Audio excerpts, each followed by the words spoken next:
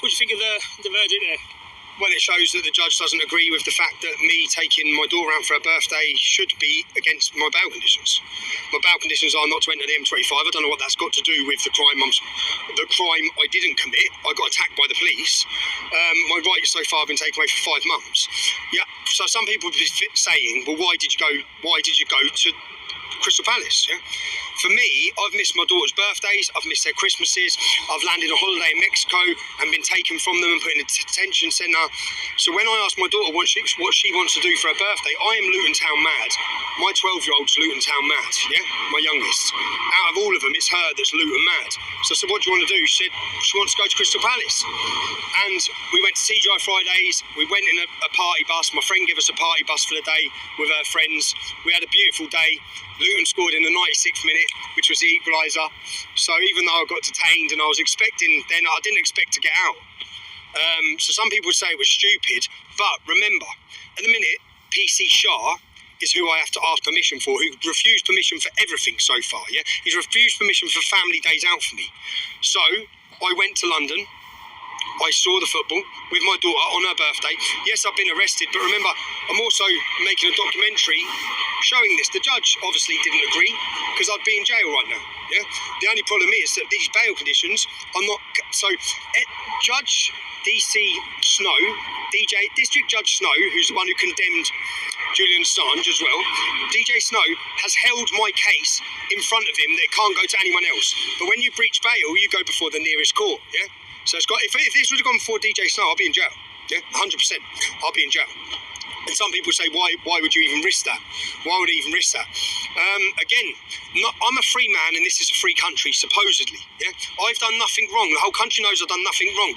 I should not have a barrier where I can and can't access, because it's insane. And the fact that no politicians and the fact that no journalists are even speaking up against this, again, is insane. I did nearly go to jail. I'm very grateful that I had my team at Carson K who were alerted straight away, who were ready with my Casey, who come, and you heard what he said at the start. I wasn't going to be releasing you. But the point of the matter of the fact is, the bail conditions are meant to be to prevent me committing further offences to do with what I was arrested for, which was having a breakfast. Yeah. So, what has me taking my... How has the government, not the government, how has one police officer, a Muslim police officer, got the power to decide if I can take my daughter out for her birthday or not? How is that even happening? So again, for me, it's an issue.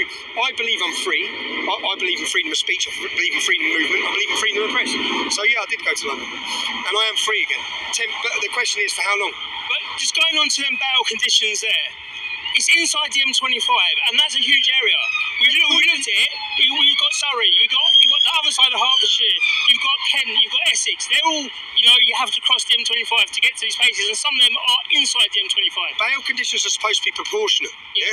We've argued this twice, but this one judge. So when we had the bail conditions in front of this judge, this is the one who condemned Julian Assange. Yeah. When we had the bail conditions in front of this judge, we then appealed the bail conditions, and they went before another judge. And when we got into court, the judge read the note and said this can only be heard by Judge Snow. It's like, what? So then we went back to the same judge, who then said, I've already said you're not coming inside the M25.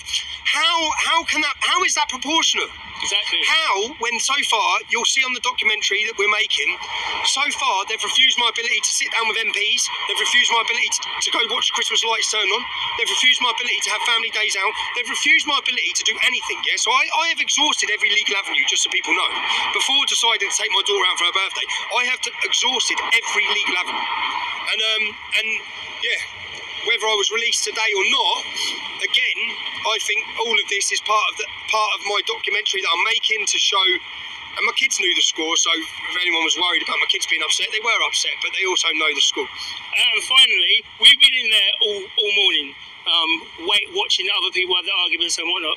And I really do think that you having the King's Counsel there, not just a solicitor, not a solicitor in general, you having the King's Counsel in there made a lot of difference. You heard his words. You heard his words. His words were, I was not going to be making this decision to release you today. Exactly. So that's the importance when you're fighting against this lawfare state, to have the best people to be in the positions to enable that. Because another person, that judge would have said. Well, some people may be looking. jail. Some people may be looking, thinking, "What's the point in this?" Yeah. So I've just got a £32,000 bill for my trial, that's coming on the 22nd and 23rd of November.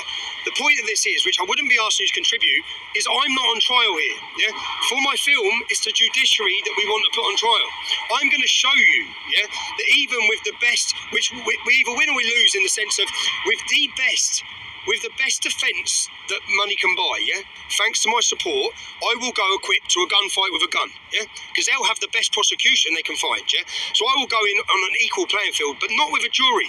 So if we lose, I'm showing the public that I didn't have some little Mickey Mouse solicitors or barristers. I had Carson Cave, one of the best in the country, and I had a top KC in the country, yeah? I've gone in equipped, and everyone knows on the day I was arrested on 26th of November, I didn't do anything. I was attacked. I went to report, yeah? I didn't do anything wrong. So it's not just that case we're looking at in our film, but we're looking at lots of cases to ask the question of people: do we have freedom of speech? Do we have freedom of assembly? Do we have freedom of press? Or do we live in a police state? By the end of it, you're all going to make your mind up, and anyone that watches this film makes their mind up. So, and this isn't, again, this is ongoing work, but I was worried in there. If I'm honest, I was sitting there. But Luton scored in the 96th minute, yeah? That moment with my kids, I had all three of my children there and their friends. So that moment for me, Luton are in the Premier League. I missed the first half of the season. We're fighting relegation, yeah? I don't know if we'll be in that league next season, okay? So the chances for me to take my three children to watch Luton in a battle and score in the 96th minute with the last kick of the game was absolutely unbelievable. Such a moment with my kids. So people ain't into football may be thinking what, but that's massive for me and my children, yeah? And I think Luton are going to stay up. So, and then when I got the phone call from the police station yesterday, my poppy, whose birthday was like, "Dad, Notts Forest lost." So, Notts Forest lost. That's the first thing she's telling me. So I was happy, man. I was happy, but then I was shitting myself because I was thinking, where am I going from here? Tameside. Tameside prison is probably 90% not white. Yeah, that's what we're worried about. That's what we're worried about. That's the place to be. I was like, here we go again, man. But it's not. I'm out. And again, the only question is for how long. But I'm very grateful. If you're watching this, I'm grateful because this is not just grateful for the support you give me. I know I have a legal fund, so I know I can fight it. I know that man come here today and got me released, yeah? The people have supported my legal fund for. But I'm also happy that I can work on a project that I believe is going to humiliate them. It's going to humiliate certain judges, yeah?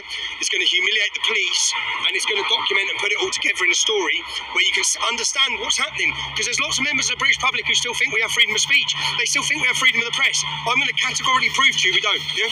Categorically prove to you we do live in a police state. And if you've got the target on you, you're in trouble.